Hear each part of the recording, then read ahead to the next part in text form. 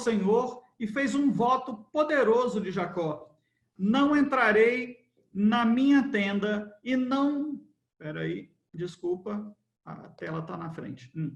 E não me deitarei no meu leito, não permitirei que meus olhos peguem no sono, nem que as minhas pálpebras descansem, enquanto não encontrar um lugar para o Senhor, uma habitação para o poderoso de Jacó. Soubemos que a arca estava em Efrata, mas nós a encontramos no campo de Jaar. Vamos para a habitação do Senhor, vamos adorá-lo diante do estrado dos seus pés. Levanta-te, Senhor, e vem para o teu lugar de descanso, tu e a arca onde está o teu poder. Vistam-se de retidão os teus sacerdotes, cantem de alegria os teus fiéis. Por amor ao teu servo Davi, não rejeites o teu ungido. O Senhor fez um juramento a Davi, um juramento firme, que ele não revogará. Colocarei um dos teus descendentes no trono, se os seus filhos forem fiéis à minha aliança e aos testemunhos que lhes ensino. Também os filhos dele o sucederão no trono para sempre. Senhor, o Senhor escolheu Sião com o desejo de fazê-lo a sua habitação. Este será o meu lugar de descanso para sempre. Aqui firmarei o meu trono, pois este é o meu desejo. Abençoarei este lugar com fartura, aos seus pobres suprirei de pão, vestirei de salvação os seus sacerdotes, e os fiéis a celebrarão com grande alegria. Ali farei nascer o poder de Davi, e farei brilhar a luz do meu ungido. Vestirei de vergonha os seus inimigos, mas nele brilhará a sua coroa. E eu quero começar como a gente costuma fazer. O que lhe chama a atenção nesse salmo? Está transmitindo? O que lhe chama a atenção nesse salmo? Se a Alessandra quiser falar, ela libera o microfone dela aí, viu? Pastor, se não estou enganado, este é um salmo de Salomão, não é isso? É um salmo de Salomão. É o salmo de Salomão do Cântico de Degraus, né? É esse que ele escreve. Tá? É esse que ele escreve. É o maior salmo que nós temos no Cântico de Degraus, viu? Mas a oração é pela casa de Davi? É Salomão orando e lembrando do pai dele. Tá? Está escrito Salomão. Hã? Onde está escrito Salomão? Como é que ele sabe? Onde está escrito? No título, no cabeçalho, deve estar lá Salomão. Deixa eu abrir a Bíblia aqui. O meu não tem, não. O meu não tem, não. Cântico de peregrinação. Eu acho que é. Não está escrito que é salmo de Salomão, mas esse é um dos salmos de Salomão. Como é que a gente vai saber? É porque esse texto diz respeito à inauguração do templo. Por isso que é atribuído a ele. Tá? 89 ou 98, 89. E é um salmo de celebração, né? É um salmo de celebração. Ótimo. Os dois últimos são salmos de alegria, né? De celebração. A gente já passou por muita tristeza no caminho da peregrinação. Agora a gente está chegando em Jerusalém, por isso salmos mais de celebração. O que lhe chama a atenção aí?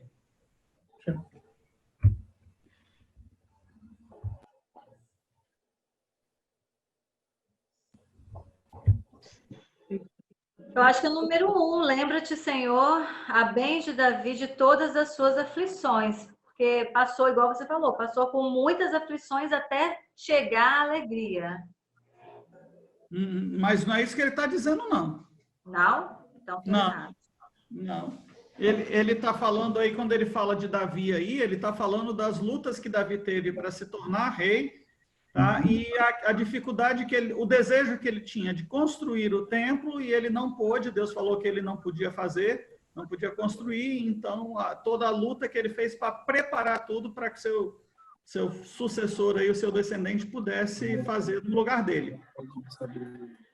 Pastor, eu acho interessante essa questão da alegria, aquilo que havia sido planejado há muitos anos atrás, demorou para acontecer, mas ali eles estavam vivenciando, e a alegria de estar na habitação do Senhor, e como eles precisavam a gratidão, né? E ele coloca que os sacerdotes tinham que vestir de retidão, que tinham cânticos de alegria dos fiéis. Então, há uma postura diante ir à casa do Senhor e como vamos estar ali para adorar ao Senhor, né? Eu acho que esse momento também está nos nossos corações. Apesar de sermos o nosso corpo ser templo do Espírito Santo, nós temos um lugar de comunhão que é com o corpo de Cristo, né? Que é onde nós congregamos. E eu creio que todos estejam com essa vontade de vestir-se de alegria para estar na casa do Senhor novamente. Isso. E é bom lembrar que o contexto aí é a inauguração do templo. Tem motivo de mais alegria do que você estar na inauguração de um local de adoração. E aqui, no caso, o templo, né? O primeiro grande templo construído. Né? O que é que lhe chama a atenção? A fidelidade de Deus também, né? Em relação à casa de Davi, porque ele fala que os filhos iam suceder, né? O suceder, colocarei um dos seus descendentes no seu trono.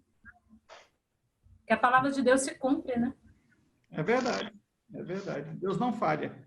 Aliás, nesse Salmo 132, tem duas promessas que são importantes da gente ver. Primeiro, a promessa que Davi faz a Deus, né? E depois a promessa que Deus faz a Davi, né? Agora, no final, é Deus falando, olha, você prometeu, eu também tenho algo a prometer. E aí ele vem aí no final, aí, na página que a gente está aí, mostrando aquilo que Deus vai prometendo a Davi e a seus descendentes.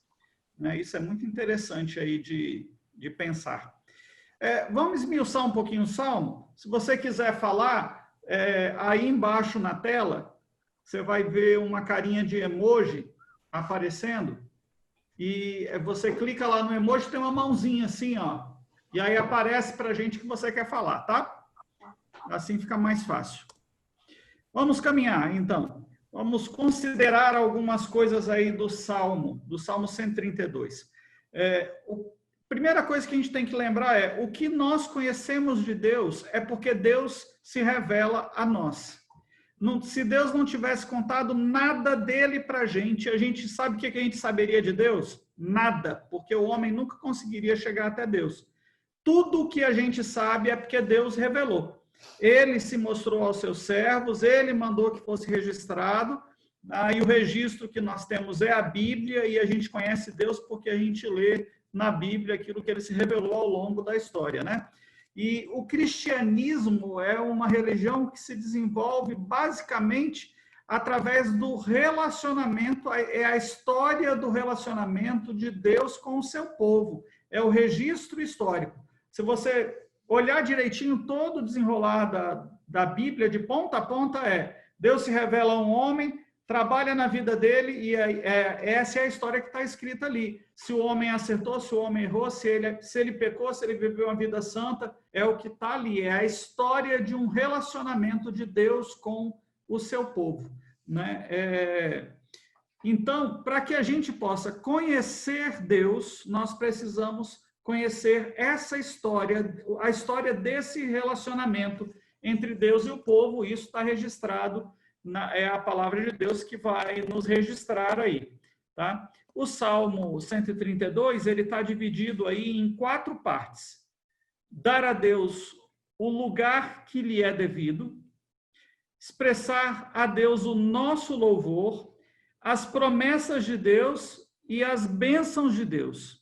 Tá? Esse salmo é uma oração que Salomão faz na inauguração do templo.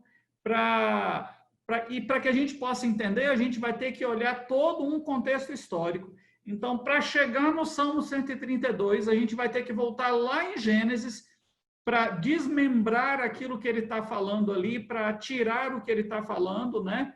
Para que a gente possa compreender isso de forma, então, mais clara disso tudo, né? Mas antes, deixa eu fazer duas perguntas a vocês. Primeiro, o que era a Arca da Aliança? E segundo, qual aliança é essa? Primeiro, o que era a Arca da Aliança? E a segunda que aliança é essa? Que era tão grande, tão importante que tinha uma arca para ela.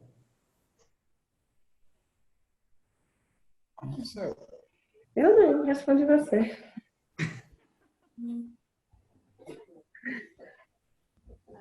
Fale, Andresa.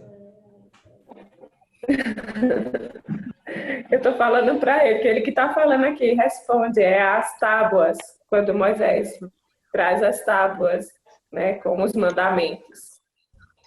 O que eram as tábuas? As tábuas eram a arca ou as tábuas eram a aliança? A arca era para guardar onde estava escrito os mandamentos. A arca guardava os mandamentos. Muito bom. Só os mandamentos? Não. O que mais? Tinha outras coisas lá também. Cajado de... Arão. Peraí que eu vou chamar o universitário, não, mas não, peraí. O cordão de Arão. Vou dar uma cola. Olha lá. Olha. Um bordão de... As tábuas com os 10 mandamentos, né? O cajado de Arão, a vara de Arão que floresceu, tá? E tem mais uma coisa que ela guardava. Maná. Maná, ótimo, ótimo, maná. Né? Muito bem, é isso mesmo. Aí, pastor. Oi? O colete potinho que apareceu.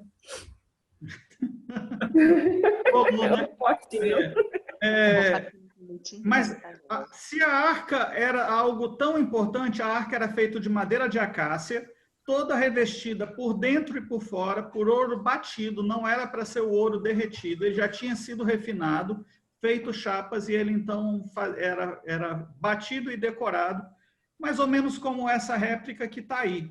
Tá? Em cima da arca, na tampa dela, tinha a figura esculpida de 2 querubins, tá? Eles ficavam com a cabeça para baixo, olhando para baixo, tá? De joelhos, olhando para baixo, e as suas asas ficavam na direção um do outro, como está aí desenhado aí nessa réplica que a gente está vendo aí. Tá? Quando o sacerdote entrava para oferecer o sacrifício, a oferta pelo pecado uma vez por ano, era a partir daí, da tampa da arca, que Deus se manifestava e a voz de Deus se ouvia a partir daí, como se estivesse saindo aí dos querubins. Tá? A arca foi fácil, e agora o que essa aliança representa? Por que Deus faz uma arca para guardar uma aliança?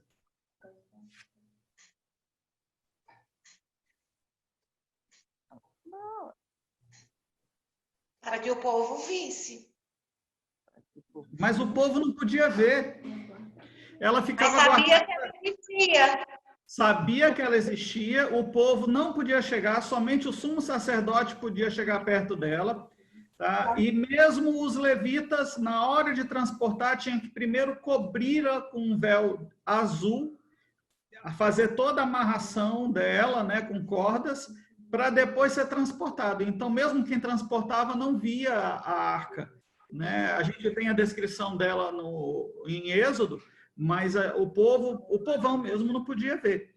Mas que aliança é essa?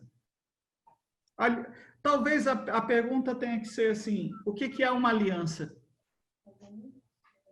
É que Deus estaria sempre presente com o seu povo. Esse é o termo da aliança. Esses são os termos da aliança, mas o que é uma aliança? O senhor está muito universitário.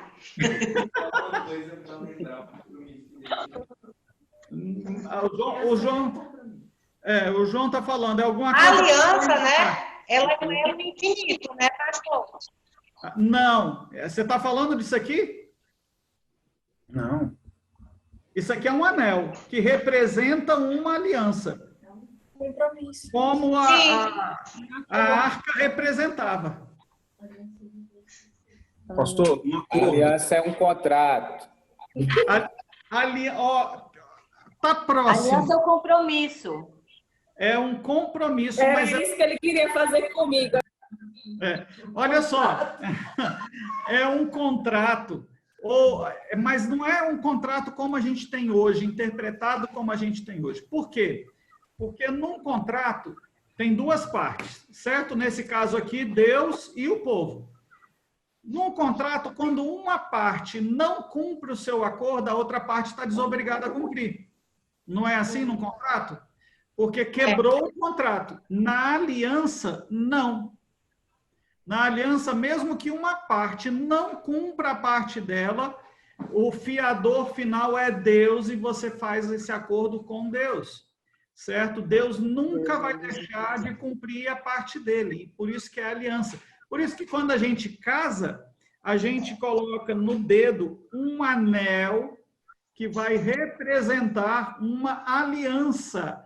E eu gosto de lembrar disso no casamento. As promessas que eu faço, eu não fiz para a Érica, eu fiz para Deus, e a Érica é a beneficiária dessa aliança. A Érica não fez nenhuma promessa para mim, ela faz para Deus e o beneficiário sou eu. Aqui, no caso, Deus promete em nome dele mesmo e o povo se dirige a Deus falando, em seu nome eu vou cumprir. Por isso que é uma aliança, ok? Mas a gente pode partir da ideia do contrato, só que é mais profundo do que o contrato. E por que as tábuas da lei estavam guardadas aí dentro? Gente, quando você assina um contrato, você não fica com a cópia? Fica ou não fica? Você não tem que guardar uma cópia de qualquer contrato que você assinar? Pois é, Deus falou, aqui está o contrato, não é um contrato, é mais do que um contrato. O texto está aí para vocês se lembrarem de tudo e guardam. Eu vou mandar fazer um caixote para vocês guardarem esse negócio. Para vocês não perderem, porque se fizer de pedra, aí no desenho está de pedra, né? Cai e quebra. Na verdade, isso aí são as cláusulas do contrato. São as cláusulas contratuais, exatamente. As cláusulas da aliança. E era para estar guardada com todo carinho, com todo cuidado, dentro da arca, num local apropriado para ela ser guardada, né? Quando começa essa aliança? Essa aliança inicia lá em Abraão, quando Deus chama Abraão, não era nem Abraão, era Abrão. Deus tira ele da terra de Ur e fala, vou te levar daí, vou te fazer uma grande nação, mas você vai ter que sair da sua terra, da sua parentela. Ele abandona isso lá em Gênesis, a gente vai ver essa história. Por que Abraão, o povo não podia ver a arca? Porque só o sumo sacerdote era autorizado a esse contrato, uma vez por ano. É porque ela representava a presença de Deus. A arca representava a presença de Deus e nem todos estão prontos para chegar perto da presença de Deus. Nós vamos ter um caso que nós vamos ver daqui a pouco, que você vai ver que alguém se dirigiu à arca, tocou na arca e por não estar preparado para isso, ele foi morto. E imediatamente foi fulminado. Por isso que as pessoas não podiam. Da mesma forma que a Bíblia fala que ninguém pode ver a Deus, a arca representava a presença de Deus, então ela também devia ser guardada com todo cuidado, né? Deus tira Abraão de Ur, leva ele para Canaã, faz todo aquele esquema de peregrinação, os filhos dele ali crescem, Abraão, depois Isaac, depois Jacó, depois eles descem para o Egito. Lá no Egito eles se multiplicam, viram uma grande nação, são escravizados pelo Egito, e aí lá em Êxodo 2, Deus chama Moisés e reafirma essa aliança. E aí ele vai falar assim, lá no versículo 24, ó, ouvindo Deus o seu gemido, lembrou-se da sua aliança com Abraão, com Isaac e com Jacó. E aí ele manda Moisés e Moisés então resgata aquele povo de lá, e a gente conhece todas as passagens das 10 pragas do Egito e tudo mais, né? No caminho de volta, quando ele está saindo de lá do Egito, ele atravessa o Mar Vermelho com todo aquele poder, com tudo aquilo que aconteceu, e Deus manda eles para um encontro especial com eles no deserto, e lá nesse encontro, então, Deus entrega as cláusulas do contrato, como o Wellington diz, as cláusulas dessa aliança. E agora não é mais o Deus de Abraão, de Isaac e de Jacó, é o Deus do povo de Israel. Deixou de ser um Deus pessoal para ser o Deus de toda uma nação. E aí Êxodo 19:5 vai falar isso. Agora, pois, se diligentemente me ouvires a minha voz e guardares as minhas alianças, então sereis a minha propriedade peculiar dentre os povos, por toda a terra, porque toda a terra é minha. Então, o que Deus está falando? Aquela aliança que eu fiz com Abraão, depois trouxe para Isaac, trouxe para Jacó, eu trouxe para os descendentes de Jacó, ali os 12 filhos de Jacó, agora eu estou estendendo a todos os descendentes de Jacó, os descendentes de Israel, toda essa nação. O que eles precisavam fazer? Ouvir a voz de Deus e guardar a aliança. Tá? Ele, ainda ali no deserto, ele manda mais uma coisa, Deus ordena a construção do tabernáculo para guardar essas tábuas da lei e aqueles elementos que a gente viu ali antes, né? Êxodo 25, a partir do 25, vai dar essa descrição, como eles deveriam fazer, e Deus dá todos os detalhes na hora de construir isso. E ele fala, me farão um santuário para que eu possa habitar no meio deles. É uma ordem. E aí ele vai dizer como deveria ser, com todos os cuidados. Eles constroem o santuário, constroem o tabernáculo, tá? A palavra tabernáculo significa tenda, e aí eles passam ali todo aquele período dos 40 anos de deserto, quando eles armavam a tenda, ficavam ali, a fumaça que representava a Shekinah, a glória de Deus, estava sobre o templo, eles ficavam ali. Quando aquela fumaça saía, ele desmontava tudo, tocava as trombetas, todo mundo desmontava as barracas e seguia a nuvem até onde a nuvem parasse de novo, eles montavam tudo de novo. Foi assim durante 40 anos. Eles atravessam o Rio Jordão sob a direção de Josué, Moisés morre, Josué assume a direção dali, e eles então conquistam toda a terra prometida como Deus havia prometido. Tá? A terra que manava leite e mel, que tinha tudo do bom e do melhor. Mas o que acontece é que depois Josué morre. E ao longo dos anos, você vai encontrar isso no livro de Juízes todo. Quando tinha alguém que falava, nós precisamos voltar para Deus e conduzir o povo se aproximava de Deus. Quando aquela pessoa morria, o povo se esquecia de Deus, se afastava de Deus. E isso foi durante um período enorme, todo o período de Juízes. Tá? Eles se esqueceram do seu relacionamento com Deus, eles passaram a não valorizar o relacionamento com Deus e se esqueceram da aliança que eles tinham feito ali com o Senhor. Tá? Para vocês terem uma noção, quando chega ali no final do livro de Juízes, nós temos a história de Eli, praticamente o último juiz ali, né? Depois dele só Samuel. Os filhos de Eli, que eram sacerdotes, que teriam toda a responsabilidade com o templo, com as coisas de Deus, chamado Ofni e Finéias, eles usam uma arca como amuleto. Os filisteus vêm atacar e eles falam, vamos levar ali a arca e está tudo certo. Chega lá a arca e a gente vai ganhar. E a arca chegou e os israelitas fizeram uma festa tão grande que os filisteus ficaram com medo.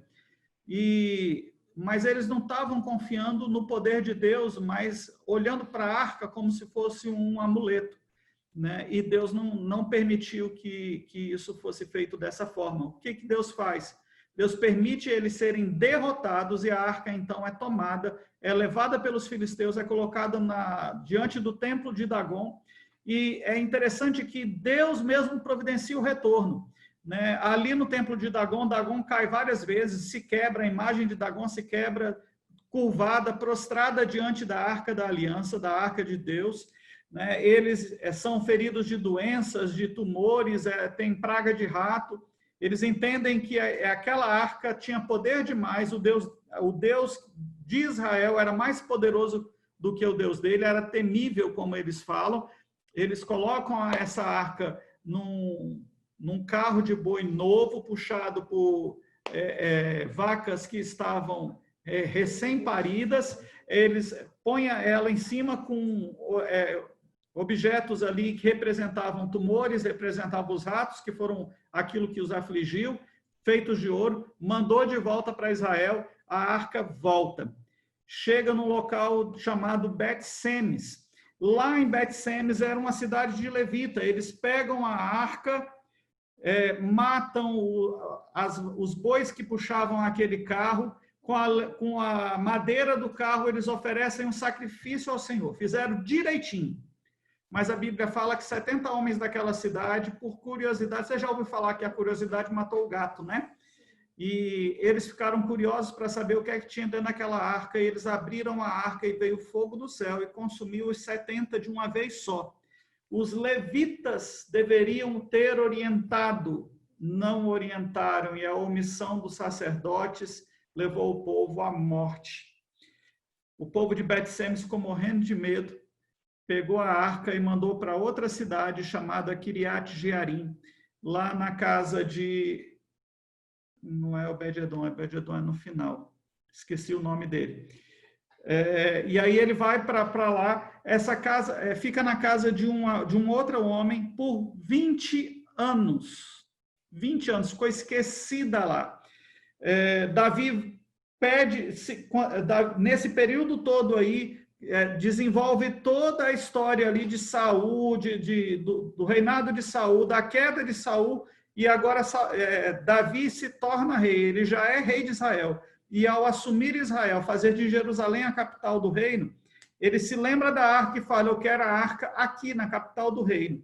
E vai até a casa, vai até Kiriat Jearim, que aqui no texto aqui está Jaar, né? É o mesmo nome, a mesma cidade, tá? E manda buscar a arca do Senhor. E o que ele faz? Ele faz a mesma coisa que os filisteus fizeram 20 anos antes. Ele pega um carro de boi novo, com vacas recém-paridas. O dono dessa casa aqui tinha 2 filhos, eu olhei para Ofni e Finéias, Uzá e Aiô. E eles então começam a conduzir, faz um cortejo bonito, com gente tocando, gente dançando. E quando eles começam a se afastar de Kiriat Jearim, o carro de boi passa num buraco, e quando passa num buraco, a arca quase que vai cair do carro. Para não cair, Uzá encosta na arca, apoia nela para ela não cair. Sabe o que acontece? Uzá é fulminado na hora, porque ninguém pode tocar na arca que não seja alguém orientado conforme as cláusulas do contrato que estava lá dentro. Né? Só os levitas poderiam levar a arca de Deus. Davi fica desgostoso, deixa a arca na casa de um homem chamado Obed-Edom. Essa arca fica lá por 3 meses, e a Bíblia diz que por 3 meses esse homem foi muito abençoado. Davi, nesses 3 meses, ele vai procurar os sacerdotes, os levitas, para saber como a arca é transportada de forma correta. Leva 3 meses para eles descobrirem como é que Deus queria que isso fosse feito. E aí, então, a arca é levada para Jerusalém, aí numa grande festa no meio do caminho, né? Davi, então, leva a arca para lá. 2 Samuel 7,5 vai estar registrando aí como é que isso vai desenvolver, né? Aliás, não, desculpa. 2 Samuel 7,5, Davi leva a arca para Jerusalém, mas Deus diz para ele que, olha, você não é a pessoa que vai construir o templo.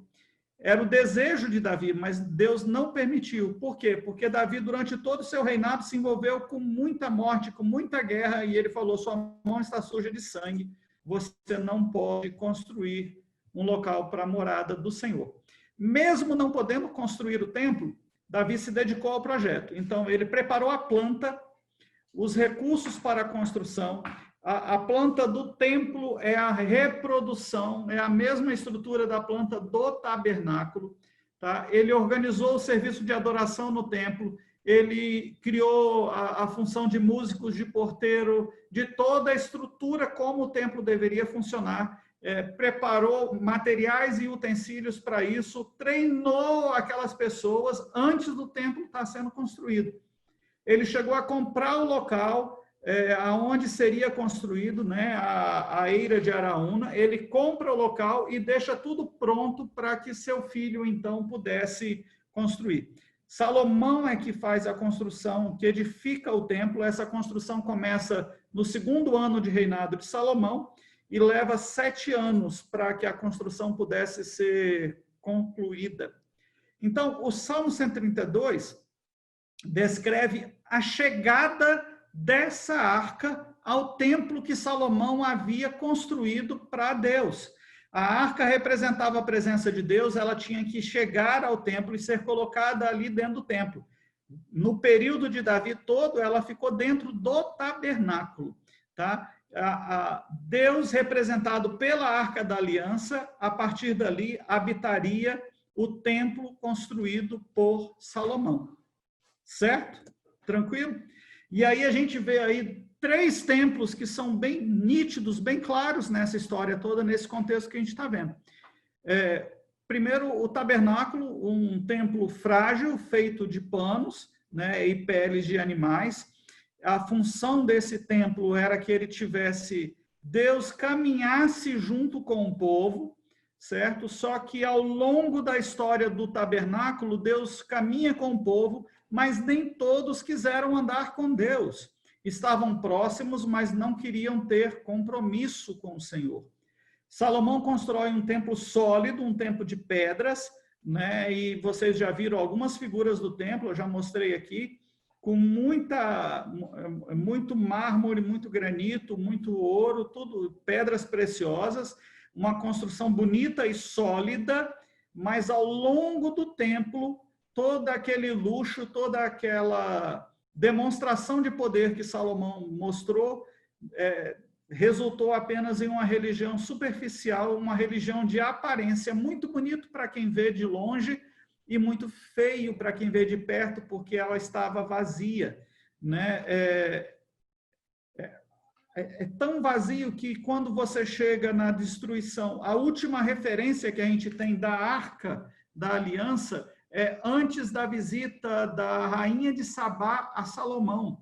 Depois disso, não se fala mais na Arca da Aliança, nem quando os babilônicos chegam e destroem o templo, tem registro de que eles levaram a arca. E olha que o registro lá fala que eles levaram vários utensílios do templo da casa de Deus, lista um monte deles que foram levados, e no meio dela não está mais a arca. Então a arca some aí nesse período aí do reinado de Salomão, provavelmente no final do período de Salomão, para você ver que, assim, às vezes, não adianta a gente querer fazer algo super luxuoso, super chamativo. Se Deus não estiver nesse negócio, vai ser vazio, vai ser apenas casca. Primeiro templo era o tabernáculo, Deus andava com o povo, mas nem sempre o povo andava conosco. Nem sempre o povo andava com Deus. O segundo momento, o templo sólido, construído por pedras, muito luxo e vazio, sem uma adoração verdadeira. Os profetas chegam a falar, vocês me adoram com os lábios, mas o coração está longe. E nós somos o terceiro templo, o templo do Espírito Santo, pedras vivas de um edifício que Deus agora está construindo. Agora Deus não está do nosso lado na caminhada. Deus não está no local onde eu tenho que me deslocar para lá para adorar Ele. Deus hoje mora no coração daqueles que se abrem para Ele e está com a gente o tempo todo. E aqueles que se deixam mudar por Deus, Ele nos transforma de dentro para fora. Não é a forma como nós nos vestimos que deve mostrar se eu sou crente ou não. É aquilo que eu creio, é o meu caráter, é a minha fé, a minha fidelidade a Deus que revela. É uma transformação agora que vem do interior para o exterior. Deus muda a gente por dentro e quando a gente muda por dentro, a parte de fora, então, reflete aquilo que Deus está fazendo. Logo no início do Salmo, ele começa assim: lembra-te, Senhor, a favor de Davi, de todas as provações, de como jurou ao Senhor e fez votos ao poderoso de Jacó. O que Salomão está dizendo aí? Vamos ver a cena. ele está na entrada do templo, a arca está vindo com o cortejo, é colocada dentro do Santo dos Santos, e ele, diante de toda a congregação, agora ele vai fazer uma oração, um discurso, né? E o que ele fala? Diante de Deus, Salomão traz à memória, a primeira coisa que ele faz é: eu preciso lembrar de tudo o que o meu pai fez, da fidelidade do meu pai para contigo, do amor que meu pai Davi tinha para com o Senhor. E ele fala: se lembra daquilo, de tudo que Davi sofreu para poder te servir e como prova de amor. É como se ele estivesse falando: olha, Deus, se lembra de que Davi decidiu primeiro cuidar das tuas coisas, dos teus interesses, do que cuidar dos interesses pessoais dele. E assim deve ser a vida do cristão. Importa servir a Deus antes de servir a minha vontade. Davi fez isso durante muito tempo, e quando ele invertia essa situação e ele caía em pecado, ele se voltava para Deus, chorava, Deus arrependido, Deus então o perdoava e ele não cometia mais aquele pecado. Que Salomão está falando aí nesses versículos 1 e 2, ele está falando de legado, ele está lembrando na figura de Davi de todos aqueles que antes dele possibilitaram que ele chegasse ali até aquele momento. É como se ele falasse assim, na figura de Davi, se lembra de todo mundo que trabalhou, que se preparou para que a gente pudesse estar fazendo essa inauguração do templo hoje, tá? E acho que a oração nossa deve ser assim o tempo todo, que nós venhamos a ser lembrados, não por aquilo que nós possuímos, pelo dinheiro que a gente tem, pelo patrimônio que a gente vai deixar para os nossos filhos, ou pelos erros que nós cometemos, mas que a gente seja lembrado pelo nosso relacionamento com Deus. E isso é construído no dia que se chama hoje.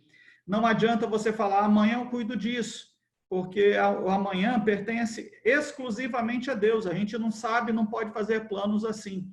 Então, cuide do seu relacionamento hoje, para que no futuro seus filhos e seus netos possam lembrar, olhar para trás e falar: eu quero servir a Deus como serviu o meu pai, como serviu a minha avó, como serviu o meu avô, meu bisavô, né, os meus antepassados. Tá? Ele continua aí, e nos versículos 7 e 8 ele fala: entremos na sua morada, adoremos ante o estrado dos seus pés. Levante-se, Senhor, entra no lugar do teu repouso, tu e a arca da tua fortaleza. Enquanto a arca morava, entre aspas, aí, no tabernáculo, o tabernáculo ele ficava andando de cidade em cidade, de tribo em tribo, sem um local correto. E o que a história mostra é que muitas vezes as pessoas nem sabiam onde é que estava a arca, não sabiam onde é que estava o tabernáculo para poder ir e adorar. Em alguns momentos ele ficou por anos esquecido num local, praticamente ali abandonado, largado mesmo, sem ter um serviço adequado, um cuidado adequado. Então Salomão olha para aquela condição e fala isso assim: olha, não é mais uma condição de passar de mão em mão, né? Agora, o nosso Deus tem um local estabelecido, definitivo, é um local onde você vai poder vir para adorar, sabendo que aqui é o local correto de ser adorado. Um local apropriado para se louvar e adorar a Deus. No versículo 9, ele fala dos sacerdotes, nessa grande inauguração que ele está fazendo. Ele fala: vistam-se de justiça os teus sacerdotes e exultem os teus fiéis. Os sacerdotes e os levitas tinham vestimentas específicas que Êxodo vai detalhar. Tinha que ter o detalhe da roupa, tinha que ter a manga assim, tinha que ter um negócio pendurado, tinha que ter... E vinha toda a descrição, até as roupas de baixo, né, dizia como devia ser feito. E agora Salomão está falando: mais do que a vestimenta, os sacerdotes, a partir de agora, têm que se vestir de justiça. Não pode ser só aparência, mas isso tem que refletir numa vida santa, apropriada para estar diante de Deus, na presença de Deus. E ele fala para toda a população que está ali, para os fiéis, ele fala: exultem, alegrem-se, né? é a alegria de estar junto, de congregar, de estar na presença de Deus junto com aqueles que adoram a Deus, num local de culto adequado, preparado para receber a adoração do Senhor. No versículo 11, ele fala: o Senhor jurou a Davi com firme juramento, e dele não se apartará. Os versículos iniciais, ele mostra a promessa de Davi prometendo para Deus. E agora, a partir do 11, Deus responde e promete a Davi. No começo, Davi promete a Deus, e aqui Deus promete a Davi. O Senhor jurou a Davi com firme juramento, e dele não se apartará. Um rebento da sua carne farei subir para o teu trono. O salmista registra essa promessa feita por Deus, ela se repete lá em 2 Samuel 7 e em 1 Reis 2, mas é uma promessa condicional. Deus fala: não vai faltar descendente do seu trono, e o versículo seguinte ele vai falar: se vocês forem fiéis à minha palavra. Se você permanecer fiel, eu vou continuar sendo fiel a vocês, e não vou deixar faltar um rei da sua descendência. E Deus promete e ele cumpre. É legal da gente ver isso. Faltou descendente no reinado de Davi? Olha, depois que Davi morreu, assume Salomão. Mas Salomão pecou, não foi obediente. Depois dele veio Roboão. E Roboão já começou dividindo o reino. Foi uma pessoa orgulhosa ao ponto de dividir o reino. E na sequência, todos os descendentes aí, ao longo da história de Israel, todos eles, assim, a história andou com Deus, mas fez alguma coisa. Andou com Deus, mas errou em tal ponto. Então, que descendente é esse de Davi que iria cumprir tudo sem deixar nada passar, que seria obediente a Deus em todas as coisas? O único que consegue cumprir de forma plena foi Jesus. O descendente de Davi, a raiz de Davi, o leão de Judá, Jesus veio e cumpriu a vontade de Deus em todas as suas cláusulas, como disse o Wellington, né? Em todos os seus detalhes ali. E hoje ele está assentado à direita de Deus, não só no trono terreno, mas no trono celestial, ao lado de Deus e em nossos corações. Não para um mandato que vai se encerrar quando ele morrer, porque ele ressuscitou ao terceiro dia, e hoje ele reina por toda a eternidade, então, no coração daqueles que o receberam. E aí, a partir do 13 até o 18, ele vai listar, então, as bênçãos que Deus fala. Se vocês forem fiéis, eu vou abençoar. E ele lista, então, as bênçãos, a resposta de Deus. E Deus fala: eu vou abençoá-los com a minha presença. Eu vou abençoá-los com mantimento. Vou abençoá-los com santidade aos sacerdotes. Os sacerdotes buscarão viver de forma reta diante do Senhor. Com júbilo para os crentes. Os servos do Senhor serão alegres, mesmo em meio às tribulações. E os nossos inimigos serão derrotados, né? Todas essas promessas aqui vão ser cumpridas em Cristo. É Cristo que cumpre. A promessa de Deus está presente, Jesus habita em nós, ele é um Deus presente. Estou convosco todos os dias até a consumação dos séculos, né? Unidos a ele, nós hoje somos a habitação de Deus. Nós não precisamos ir a um local específico, ele está dentro de nós. Nós nos reunimos como igreja para, como igreja, adorar. Mas Deus está conosco aonde quer que nós estejamos, né? Por meio do sangue de Jesus, uma nova aliança é forjada entre Deus e os homens. A aliança, as tábuas da lei guardadas na arca da aliança, o homem não conseguiu cumprir. Então Jesus vem, cumpre fielmente o que está ali, e em Cristo agora, pelo sangue de Jesus, nós então somos feitos filhos de Deus, né? Orientados por Deus. Talvez a maior lição que a gente possa receber desse salmo é que Deus jamais esquece das suas promessas. não tem problema quanto tempo passe ou quantas dificuldades a gente vai enfrentar. Se Deus prometeu, Ele vai cumprir, porque aquele que não mente, cumpre a sua palavra, e esse é o Senhor. A promessa hoje é para que todos os que servem, para aqueles todos que servem a Ele. E Apocalipse 3:21 diz: aquele que vencer se assentará com Ele em seu trono. É uma promessa maravilhosa. Ele não está falando, vocês vão ser meus servos, meus escravos, por toda a eternidade. Ele está falando, eu vou te dar, assentar-se comigo no meu trono, ao meu lado. Não é mais uma condição de servo. Agora Deus nos trata como filhos, como irmãos em Cristo Jesus. Para estarmos na presença de Deus, nós devemos não só desejar ir, mas nós precisamos agir em direção à sua vontade. Isso é o ponto básico. Às vezes a gente vê pessoas que falam, eu quero tanto servir a Deus, mas tal coisa me impede, mas tal coisa me impede, mas tal coisa me impede. É um desejo que não se tornou em ação.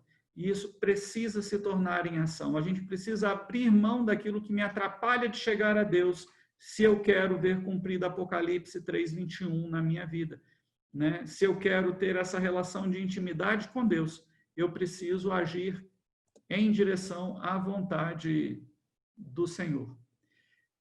Nós, então, somos o cumprimento das promessas feitas por Deus aos nossos antepassados. Para pensar, quantas vezes o seu pai, a sua mãe, ou a sua avó, o seu avô, orou para que você pudesse estar vivendo o que você está vivendo hoje? Vamos pensar como igreja, quantas pessoas no passado trabalharam e se esforçaram para que a geração eleita se tornasse o que ela é hoje. Irmãos, pensando nisso, a gente precisa lembrar que se a gente quer que as gerações futuras olhem para trás e nos tenha como exemplo, como hoje nós olhamos para trás e temos algumas pessoas como exemplos em nossas vidas, nós precisamos viver em conformidade com a vontade de Deus. As promessas de Deus serão cumpridas na nossa vida, na vida dos nossos descendentes, se nós começarmos a buscar a Deus com interesse de coração. Então, a gente precisa sair dessa mornidão espiritual, nos lembrar das origens e focar nos objetivos. O nosso objetivo é a Jerusalém Celestial, a Nova Jerusalém, a cidade de Deus que vem dos céus. Esse é o nosso alvo.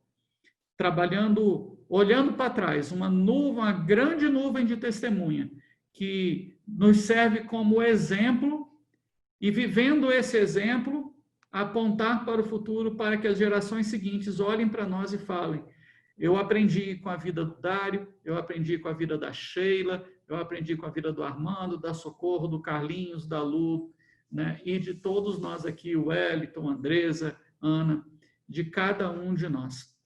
É preciso agir como Salomão. Hoje, entregar o meu melhor para Deus, sem esquecer daqueles que vieram antes, e preparar para que as gerações seguintes possam continuar servindo e adorando ao mesmo Deus. Amém?